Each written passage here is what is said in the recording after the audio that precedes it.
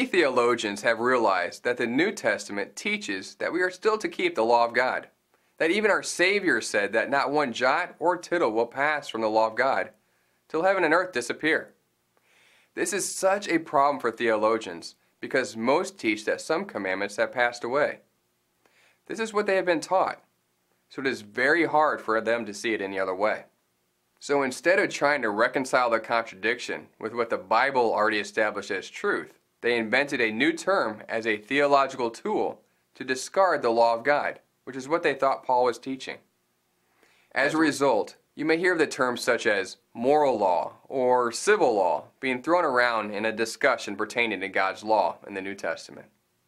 By inventing this term, now every pro-law verse in the New Testament is supposedly referring to what is now defined as the moral law, simply because they believe that there are verses that teach against some of the commandments of God.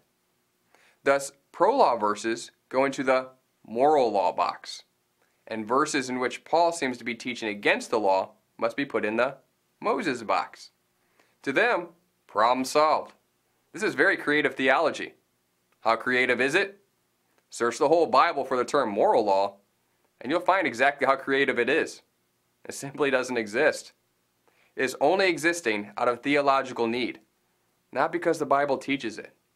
It was birthed out of either laziness in reconciling Paul or placing too much faith in seminary theological tradition.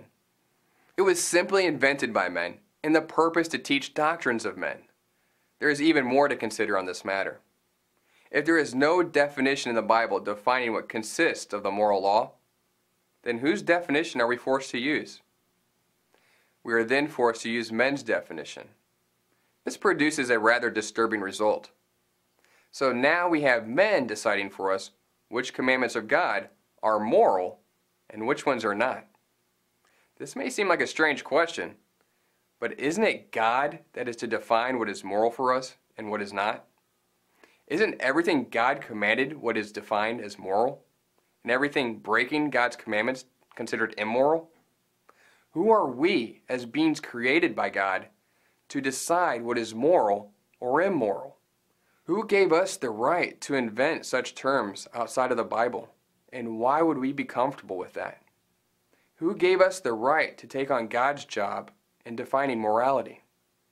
So the next time that someone throws around terms like moral law as a supposed defense as to why they decide not to observe some of God's commandments, perhaps it should be asked, why is there a need to invent non-biblical terms to support their theology?